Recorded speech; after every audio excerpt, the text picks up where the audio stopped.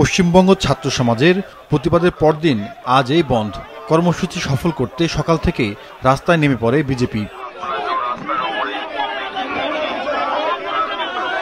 কলকাতায় চিকিৎসককে ধর্ষণ ও খুনের প্রতিবাদে ধারাবাহিক আন্দোলন গড়ে তোলার চেষ্টা গেরুয়া শিবিরের। একই সঙ্গে তৃণমূল নেত্রী মুখ্যমন্ত্রী মমতা ব্যানার্জিকে ক্ষমতা থেকে সরানোর পথও তৈরি করতে চায় বিজেপি। বন্ধ কার্যকরে বিজেপি কর্মীরা পিকেটিং শুরু করলে বিরোধিতায় নামে তৃণমূল। দুই দলের স্লোগান পাল্টা স্লোগানে উত্তপ্ত হয় এলাকা। রাজ্যের অনেক জায়গায় বিজেপি ও তৃণমূল কর্মীদের মধ্যে সংঘর্ষ হয়। পরিস্থিতি সামাল দিতে সক্রিয় হয় পুলিশ। বিজেপির লোকজনকে আটক করতে থাকে তারা, যাদের মধ্যে আছেন তারকা নেত্রী লকেট চ্যাটার্জিও।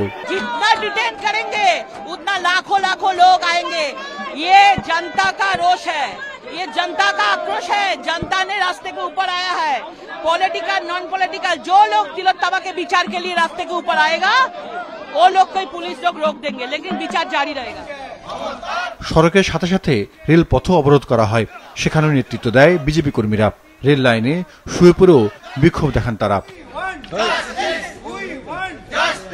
अगर एक महिला मुख्यमंत्री होके महिलाओं का इज्जत नहीं बचा सकती है तो उनको उनके पद पे रहने का कोई अधिकार नहीं है।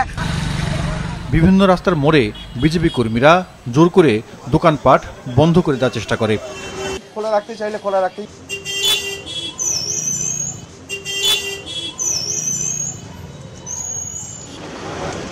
সকাল সন্ধ্যায় বন্ধের বেশ ভালো রকম প্রভাব পড়েছে। বিশেষ করে উত্তরাঞ্চলে বাস চলাচল ছিল কম।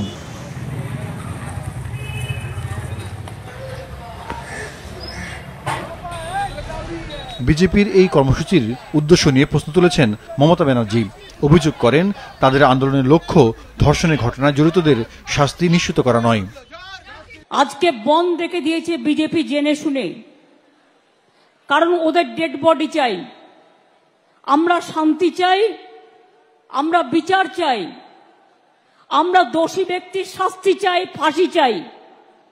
আর ওরা দোষী ব্যক্তি যাতে ফাঁসি না হয়, বিচারের বাণী যাতে নীরবে নিভৃতে কাঁদে, ওরা কিন্তু আন্দোলনটাকে জল ঢেলে দিয়ে আসল আন্দোলন থেকে চক্রান্তের খেলায় নেমেছে, বাংলাকে বদনাম করার খেলায় নেমেছে।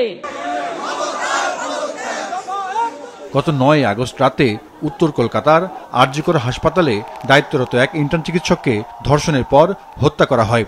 এ খবর ছড়িয়ে পড়লে প্রতিবাদে নামেন চিকিৎসক সহ সব শ্রেণীর পেশার মানুষ। পরে ভারত জুড়ে ছড়ায় বিক্ষোভ।